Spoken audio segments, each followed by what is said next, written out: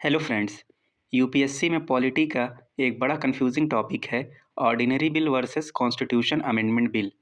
अक्सर UPSC prelims में इन topic से क्वेश्चन पूछता है और वो लैंग्वेज में ट्रैप्स डालता है और बहुत सारे स्टूडेंट जिसमें गलती कर देते हैं। तो इस वीडियो में हम इस टॉपिक को पूरी तरीके से क्लियर करेंगे ताकि आपके एग्ज़ाम में आने वाले हर क्वेश्चन सही हो पाएँ। वीडियो स्टार्ट करने से पहले आप सबसे एक क्वेश्चन, क्या राज्यसभा किसी कॉन्स्टिट्यूशन अमेंडमेंट बिल को परमानेंटली रिजेक्ट कर सकता है? ध्यान से सोचिए और इसका आंसर कमेंट बॉक्स में दीजिए। तो चलिए वीडियो स्टार्ट करते हैं। तो फ्रेंड्स, पहले ऑर्डिनरी बिल के बारे में देख लेते हैं। सबसे पहले आप लोगों को एक बात ध्यान रखनी है कि आर्टिकल 107 क्या है। आर्टिकल 107 वो आर्टिकल है जो हमें बताता है कि कोई भी बिल को इंट्रोड्यूस कहाँ करना है और वो कैसे पास होगा। तो दो चीज़ें ये पहले बताता है कि इंट्रोडक्शन कहाँ होगा और वो पास कैसे होगा।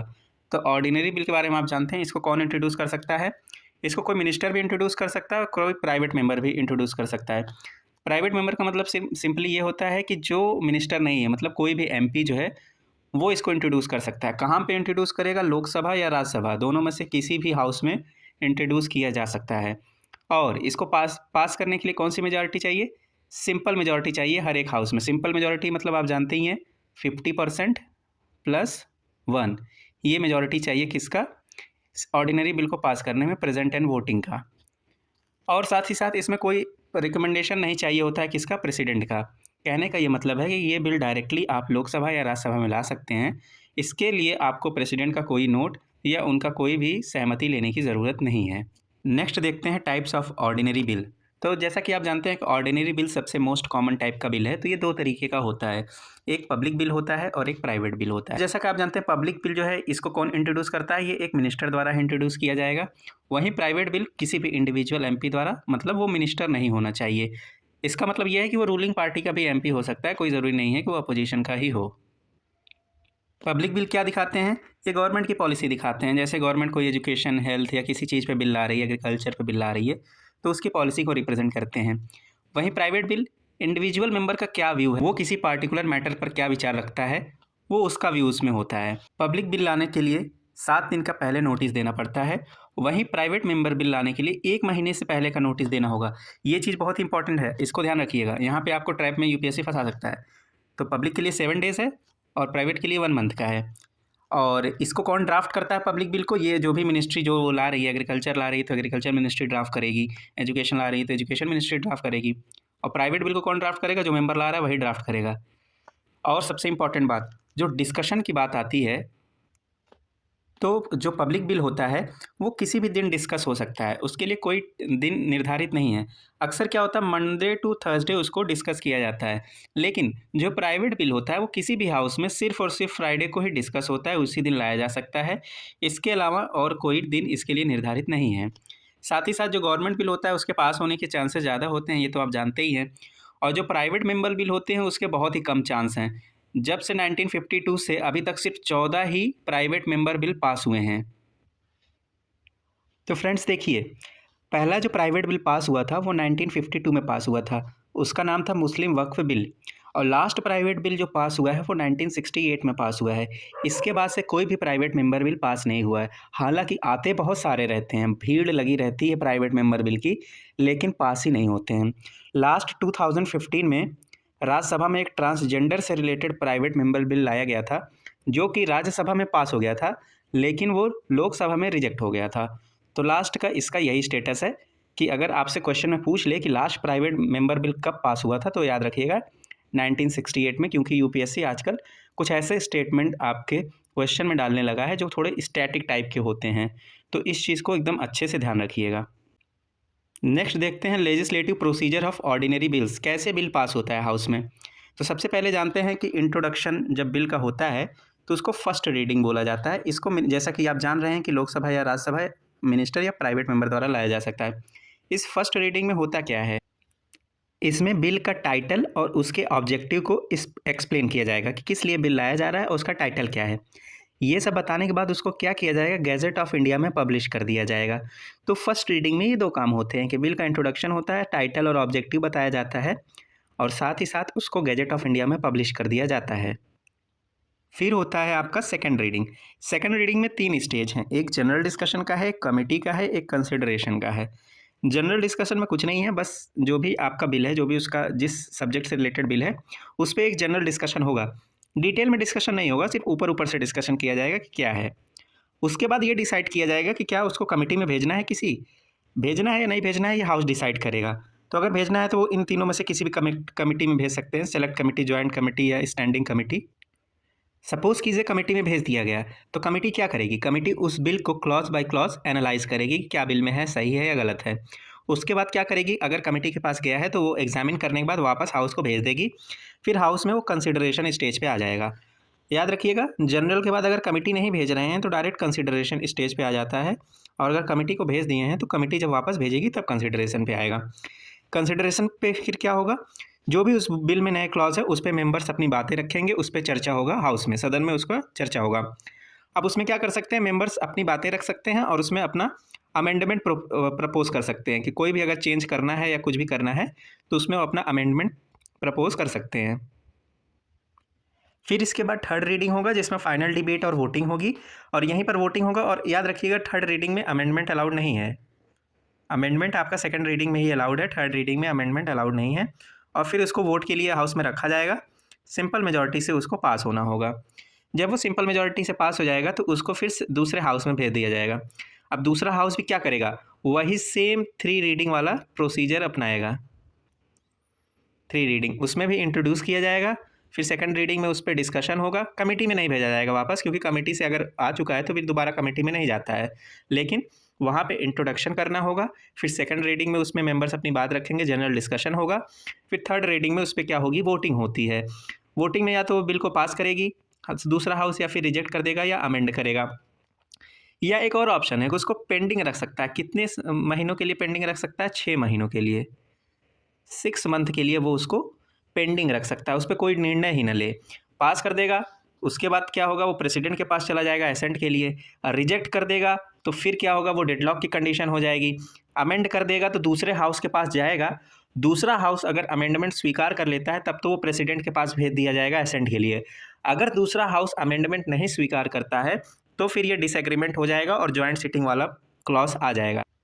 तो डेडलॉक को रिजॉल्व करने के लिए प्रेसिडेंट क्या बुलाएंगे? ज्वाइंट सीटिंग आर्टिकल 108 के तहत। अब याद रखिएगा, ये ज्वाइंट सीटिंग इन तीनों कंडीशन पे ही बुलाई जाएगी, या तो रिजेक्ट हो जाए बिल, या अमेंडमेंट स्वीकार न करे दूसरा हाउस, या फिर दूसरा हाउस जो है वो 6 महीने तक बिल पे कोई डिसीजन ही न ले, उसको पेंडिंग रखे। इन्हीं 3 कंडीशन पे ज्वाइंट सीटिंग बुलाई जाती है। उसके बाद मान लीजिए ज्वाइंट सीटिंग आ गई, उसके बाद उस सीटिंग से उसको पास कर दिया गया, तो फिर वो प्रेसिडेंट के पास जाएगा। तो प्रेसिडेंट के पास जाएगा तो आर्टिकल 111 के तहत उनके पास ये 3 ऑप्शन हैं: एसेंट दे सकते हैं, या एसेंट ना दें, या फिर रिटर्न कर दें। कितनी बार? एक बार रिटर्न कर दें। रिटर्न करने के बाद अगर हाउस फिर से उस बिल को पास कर देता है तब उनको मस्ट है एसेंट देना, तब वो उसको विदहोल्ड नहीं कर सकते, तब उनको मस्ट है देना। लेकिन मनी बिल को रिटर्न नहीं करते हैं। ये बात हमने पहले वाले लेक्चर में देख चुके हैं। जिन्होंने हमारा money bill versus finance bill का लेक्चर नहीं देखा है तो वो ज़रूर जाकर देखें, क्योंकि उसमें बहुत ही इंपॉर्टेंट पॉइंट्स हमने डिस्कस किए हैं। तो अगर आपको वीडियो अच्छा लग रहा हो तो प्लीज़ लाइक ज़रूर कीजिएगा। एक चीज़ और ध्यान रखिएगा फ्रेंड्स, एक वर्ड है गिलोटिन। इसका मतलब होता है टू कट ऑफ। होता क्या है कि कभी कभी टाइम के अभाव में या कोई अननेसेसरी डिले ना हो, इसकी वजह से स्पीकर क्या करते हैं, बहुत सारे जो अनडिस्कस्ड चीज़ें हैं या जिन पे क्लॉज बाय क्लॉज डिस्कशन नहीं हुआ है हाउस में, उसके बावजूद उसको क्या करते हैं, वोट के लिए डाल देते हैं कि उस पर वोटिंग करा देते हैं डिस्कशन के बावजूद।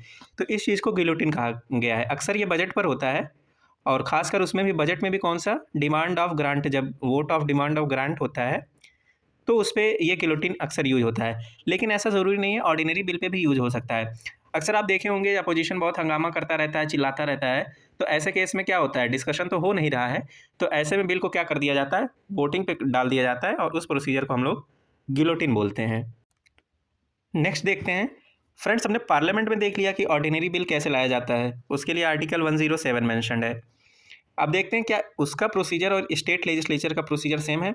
तो हाँ, इंट्रोडक्शन करने के लिए, या जो हमने रीडिंग से देखी है, first reading, second reading, third reading, ये सारा प्रोसीजर, और कौन ला सकता है, प्राइवेट मेंबर और मिनिस्टर दोनों ला सकते हैं, ये तीनों चीज़ें सिमिलर है। डिफरेंस कहाँ पे आता है? डिफरेंस जो आता है और वहीं पर आपको यूपीएससी क्वेश्चन बनाता है और वहीं पर आपको ट्रैप में फंसाता है।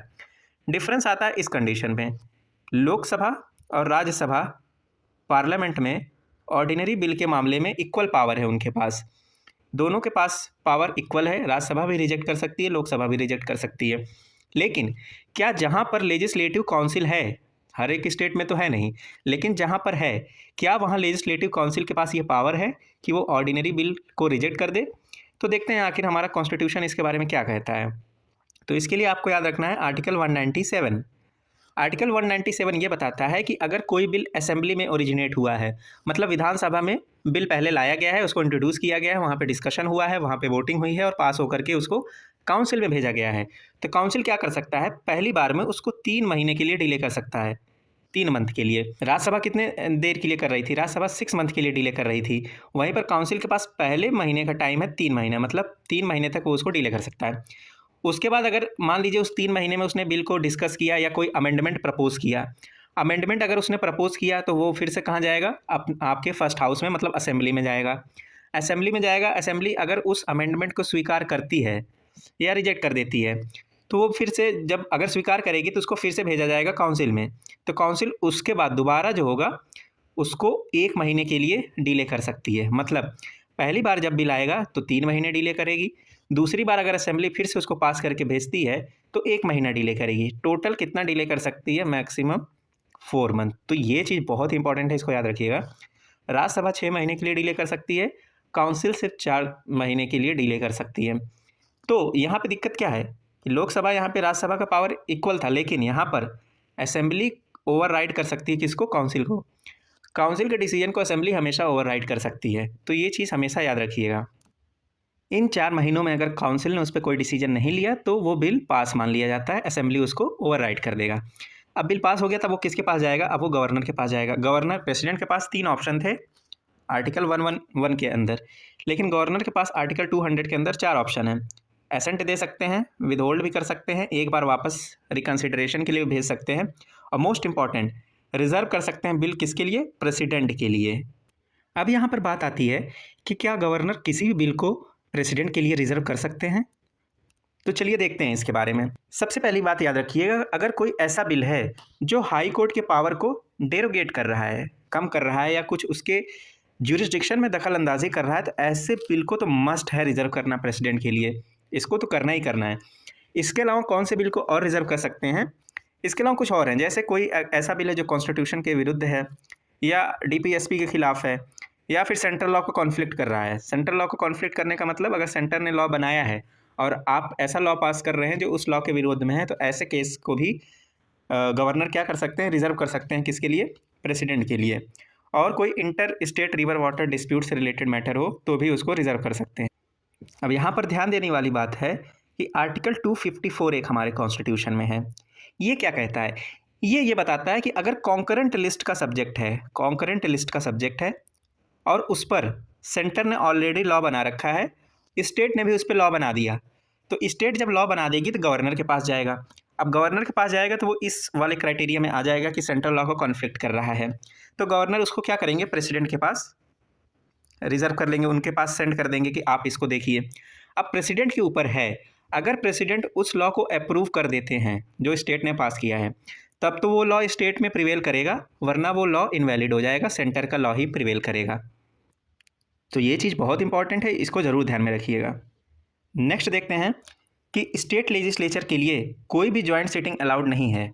वहाँ पे जॉइंट सिटिंग का कॉन्सेप्ट ही नहीं है। इसलिए नहीं है, सबसे पहली बात तो हर एक स्टेट में बाई कैमरल है नहीं, हर एक स्टेट में लेजिस्लेटिव काउंसिल है नहीं। दूसरी बात, जहाँ है भी वहाँ भी असेंबली को ज़्यादा पावर है काउंसिल के मुकाबले, इसलिए कोई जॉइंट सिटिंग नहीं होता है। दूसरी बात, अगर कोई बिल, हमने इसके पहले कंडीशन देखा कि लेजिस्लेटिव असेंबली में बिल पहले आ रहा है फिर काउंसिल में जा रहा है, तो 4 महीने के लिए डिले कर रहा है। मान लीजिए कोई बिल पहले काउंसिल में आ गया, तो काउंसिल में आया, काउंसिल में पास हुआ, वो सारी प्रोसीजर फॉलो करके उसके बाद उसको असेंबली में भेजा गया और असेंबली ने उसको रिजेक्ट कर दिया, तो रिजेक्ट करने के बाद वो बिल उसी समय समाप्त हो जाएगा। ऐसा नहीं है कि वो वापस फिर से हाउस में जाएगा, हाउस उसमें कुछ चेंजेस करके वापस भेजना, तुरंत के तुरंत वो बिल खत्म हो जाएगा। इसके साथ ही साथ जब गवर्नर प्रेसिडेंट के लिए बिल रिजर्व करते हैं तो उनके पास क्या ऑप्शन होता है, प्रेसिडेंट क्या कर सकते हैं, तो वो चीज़ कहाँ मेंशन्ड है? वो आर्टिकल 201 में मेंशन्ड है कि प्रेसिडेंट के पास ऑप्शन है कि वो उसको एसेंट भी दे सकते हैं, विदहोल्ड भी कर सकते हैं, और रिकन्सिडरेशन के लिए भेज सकते हैं।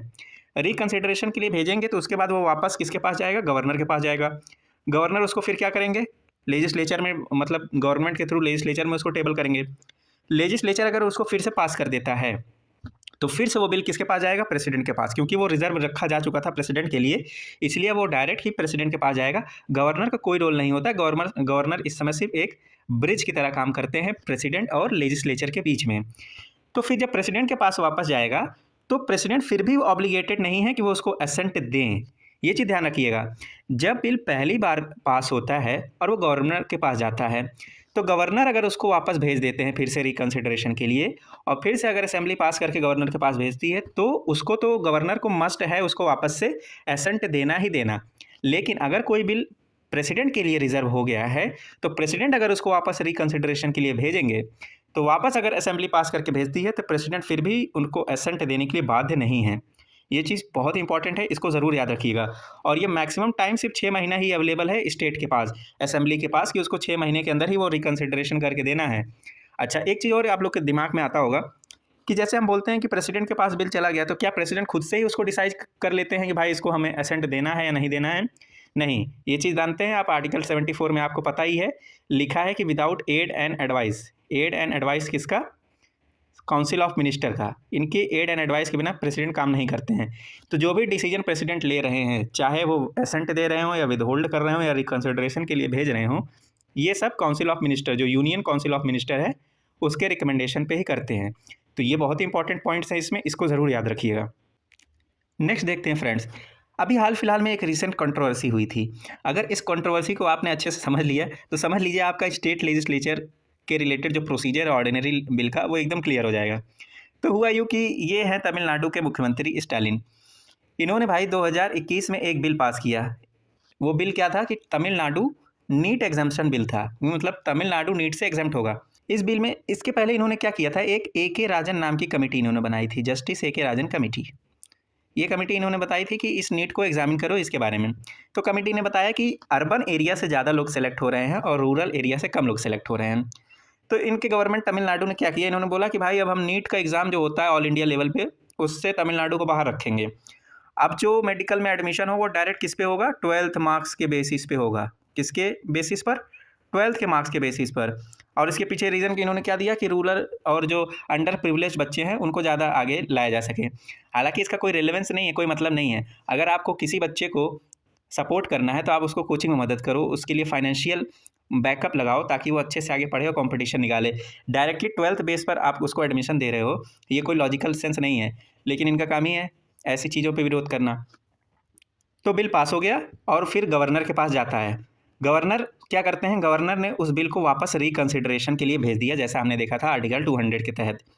तो ये काम इन्होंने 2021 में इसको पास किया और ये 2022 की बात है जब इन्होंने, गवर्नर ने उसको रिकन्सिडरेशन के लिए भेज दिया 2022 में। अब असेंबली फिर क्या करती है, फिर से उसको पास कर देती है वही बिल को।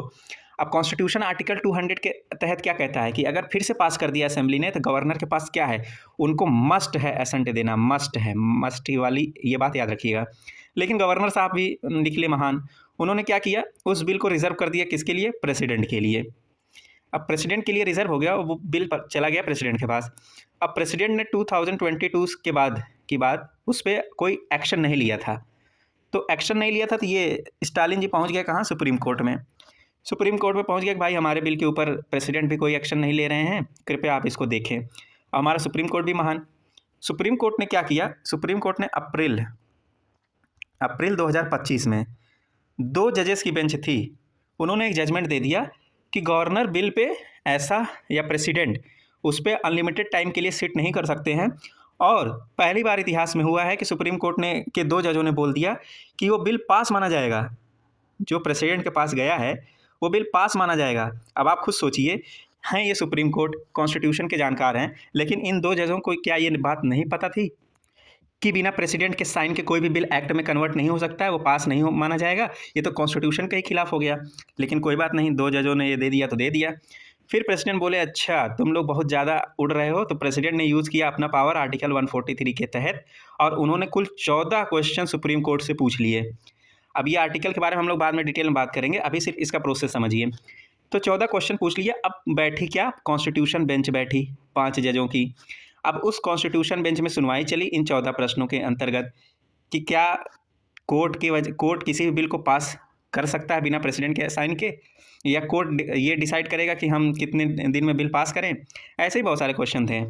तो फिर नवंबर 2025 में आता है जजमेंट 5 जजों की। इसमें बोलते हैं कि ये 2 जजों ने जो जजमेंट दिया था कि बिल को पास मान लिया गया, ये अनकॉन्स्टिट्यूशनल है, क्योंकि बिना प्रेसिडेंट के या गवर्नर के सिग्नेचर के कोई भी बिल जो होगा वो एक्ट में कन्वर्ट नहीं होगा। कोई टाइमलाइन प्रेसिडेंट के ऊपर नहीं लगा सकता कि आपको प्रेसिडेंट के ऊपर या गवर्नर के ऊपर कि आपको इतने दिन में बिल को पास करना है। जैसा 3 महीने का इन्होंने टाइमलाइन लगा दिया था, बोला कोई रिजिड टाइमलाइन नहीं लगा सकते, लेकिन हाँ, जल्द से जल्द प्रेसिडेंट या गवर्नर को वो बिल पास करना होगा। इसके साथ साथ गवर्नर को ग्रांट करना होगा असेंट तुरंत के तुरंत, असेंबली अगर उसको रीपास कर देती है। अगर असेंबली उसको वापस पास कर देती है तो आर्टिकल 200 के तहत आपको असेंट देना ही देना है, आप उसको फिर प्रेसिडेंट के लिए रिजर्व नहीं कर सकते। तो ये चीज़ तो कॉन्स्टिट्यूशन में गवर्नर साहब को भी ये चीज़ नहीं समझ में आई, तो ये चीज़ क्लैरिफाई हुआ। उसके बाद उन्होंने बताया कोई डीम्ड एसेंट का कॉन्सेप्ट नहीं है कॉन्स्टिट्यूशन में कि बिना सिग्नेचर के ही बिल को मान लिया जाए कि वो पास है, ऐसा कोई कॉन्सेप्ट नहीं है। तो ये मुख्य बातें थी इन सब कंट्रोवर्सी से रिलेटेड, तो इसको ज़रूर याद रखिएगा, इससे आपका बहुत सारा कॉन्सेप्ट क्लियर हो जाएगा। नेक्स्ट देखते हैं कॉन्स्टिट्यूशन अमेंडमेंट बिल। ये आर्टिकल 368 में आपका मेंशन्ड है और इसका भी प्रोसीजर सेम है एज ऑर्डिनरी बिल, मतलब first reading, second reading, third reading सब सेम है। इंट्रोडक्शन कौन करेगा? कोई मिनिस्टर कर सकता है, कोई प्राइवेट मेंबर भी कर सकता है। कहाँ कर सकता है? लोकसभा या राज्यसभा, किसी में भी कर सकता है। यहाँ तक पूरा प्रोसीजर सेम है। चेंजेस कहाँ हुए हैं? वोटिंग पैटर्न में। वहाँ वोटिंग जो था वो अलग था, यहाँ पे वोटिंग का पैटर्न अलग है। 3 तरीके के अमेंडमेंट में वोटिंग है। एक सिंपल मेजॉरिटी से है। सिंपल मेजॉरिटी मतलब आप जानते ही हैं 50% वन प्रेजेंट एंड वोटिंग। जैसे अगर किसी स्टेट की बाउंड्री चेंज करनी हो, नाम चेंज करना हो, तो आर्टिकल 3 के तहत तो वो सिंपल मेजॉरिटीज होता है। ऑफिशियल लैंग्वेज में किसी लैंग्वेज को ऐड करना हो, जो शेड्यूल लैंग्वेजेस हैं, ये सारा सिंपल मेजॉरिटी से होता है। अब सबसे इंपॉर्टेंट ये दोनों हैं, ये दोनों आर्टिकल 368 के तहत होते हैं। एक स्पेशल मेजॉरिटी से होता है और एक स्पेशल मेजॉरिटी के साथ साथ स्टेट का भी उसमें सहमति या रेटिफिकेशन चाहिए होता है। तो ये जो स्पेशल मेजॉरिटी है, ये इसमें 2 तरीके का काम होता है। सबसे पहला 2 कंडीशन। एक तो majority total membership of each house की होनी चाहिए, मतलब सपोज कीजिए लोकसभा में 545 मेंबर हैं, तो इसका टोटल, ये टोटल मेंबरशिप हो गए, इसका मेजॉरिटी मतलब इसका 50% + 1। एक तो ये कंडीशन होनी चाहिए। इसके साथ साथ 2/3 मेंबर प्रेजेंट एंड वोटिंग भी होने चाहिए। अगर इन दोनों में से कोई भी क्राइटेरिया फुलफिल नहीं होता है तो ये मेजॉरिटी नहीं मानी जाएगी। तो याद रखिएगा दोनों चाहिए, टोटल मेंबरशिप का भी चाहिए और 2/3 मेंबर प्रेजेंट एंड वोटिंग भी चाहिए।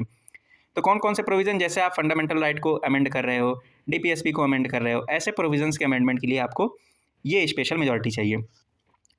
दूसरा है कि अगर स्पेशल के साथ साथ स्टेट का रेटिफिकेशन भी चाहिए। अब देखिए इसमें भी क्या है, इसमें ये स्पेशल मेजॉरिटी का ये जो प्रोविज़न है ये रहेगा ही है। मतलब जब पार्लियामेंट उस बिल को, कॉन्स्टिट्यूशन अमेंडमेंट बिल को पेश करेगी, तो उसमें ये वाली मेजॉरिटी चाहिए कि टोटल मेंबरशिप भी रहे और 2/3 भी रहे। इसके अलावा स्टेट का भी रेटिफिकेशन चाहिए, कितना? 50% स्टेट का। अब ये कौन से मैटर्स होंगे जिसमें ये वाला प्रोविज़न लगेगा? ऐसे मैटर जो फेडरल मैटर को डील करते हैं, जैसे जीएसटी का था, या फिर आप देखोगे वुमन रिजर्वेशन बिल जो था। ऐसे मैटर जो फेडरल मैटर को रिप्रेजेंट करते हैं, ऐसे चीज़ों के लिए आपको रेटिफिकेशन वाली मेजॉरिटी चाहिए। अच्छा, यहाँ पे एक चीज़ ध्यान रखिएगा, ये जो स्टेट रेटिफिकेशन होता है, ये 50% चाहिए होता है। तो स्टेट क्या करते हैं, कैसे रेटिफाई करेंगे? तो रेटिफिकेशन स्टेट में कुछ नहीं करना होता है, उनको अपने हाउस में ये बिल को टेबल करके उसको 50% प्रेजेंट एंड वोटिंग वाले से उसको सहमति देना होता है, पास करना होता है कि हाँ भाई सिंपल मेजॉरिटी से उसको पास कर देंगे, तो वो उनकी सहमति मान ली जाती है। कौन कौन से कंडीशन हैं जिसमें ये स्पेशल मेजॉरिटी या हाफ स्टेट रेटिफिकेशन चाहिए? तो देखिए, जैसे इलेक्शन ऑफ प्रेसिडेंट्स के रिलेटेड कोई प्रोविज़न में चेंजेस लाने हो, या एक्सटेंट ऑफ यूनियन या स्टेट एग्जीक्यूटिव पावर, उसका पावर घटाना हो या बढ़ाना हो, सुप्रीम कोर्ट और हाई कोर्ट के पावर्स में कोई चेंजेस लाने हो, डिस्ट्रीब्यूशन ऑफ लेजिस्लेटिव पावर में चेंजेस लाने हो, जो कि शेड्यूल 7 में आपकी 3 लिस्ट मेंशन है, उसमें कोई चेंजेस लाने हो, या फिर रिप्रेजेंटेशन ऑफ स्टेट, इन सब की बात हो, या कोई आर्टिकल 368 में ही चेंज करना हो, तो भी स्पेशल मेजॉरिटी के साथ हाफ स्टेट का रेटिफिकेशन चाहिए होगा।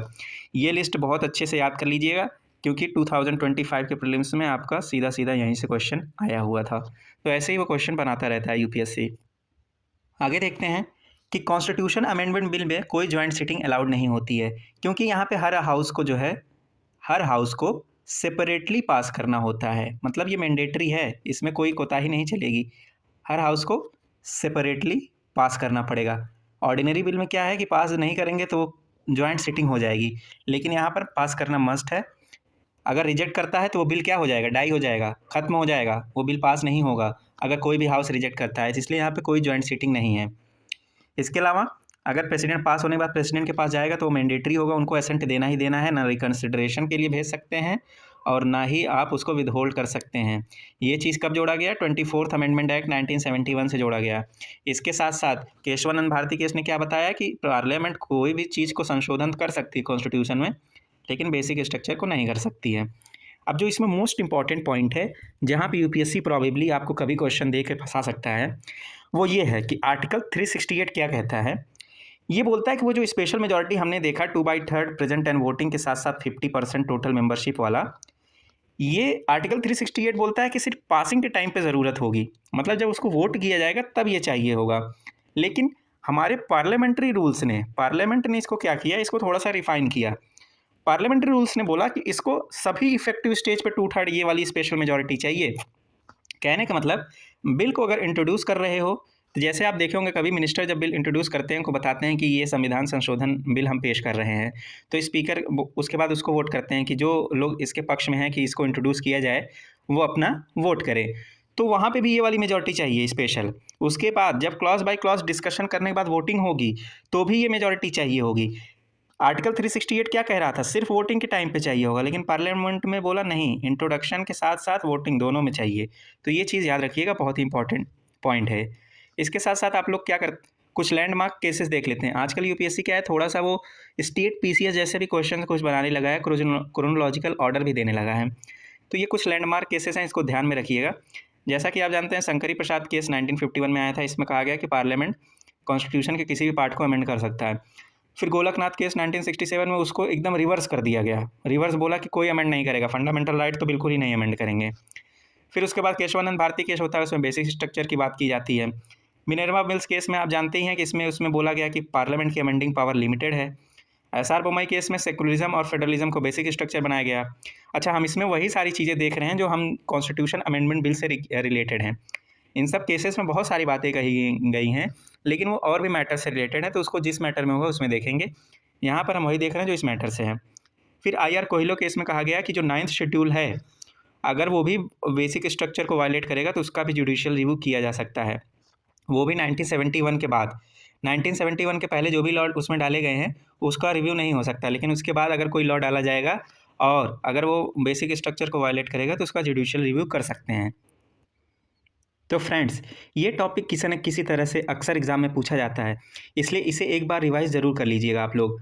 और अगर आज का कॉन्सेप्ट क्लियर हो तो वीडियो को लाइक ज़रूर कीजिएगा और चैनल को सब्सक्राइब ज़रूर कीजिएगा। अगले वीडियो में हम लोग जॉइंट सीटिंग के बारे में देखेंगे और कोई बिल कैसे लैप्स होता है किसी भी हाउस में उसके बारे में देखेंगे। ये दोनों टॉपिक ही बहुत इंपॉर्टेंट है, तो अगला लेक्चर ज़रूर देखिएगा। और साथ ही साथ हमने ऑर्डिनरी बिल और कॉन्स्टिट्यूशन अमेंडमेंट बिल, साथ ही साथ money bill versus finance bill, दोनों इन चारों बिल के बारे में हमने डिटेल में पढ़ लिया है और इसके ट्रैप्स भी देख लिए हैं।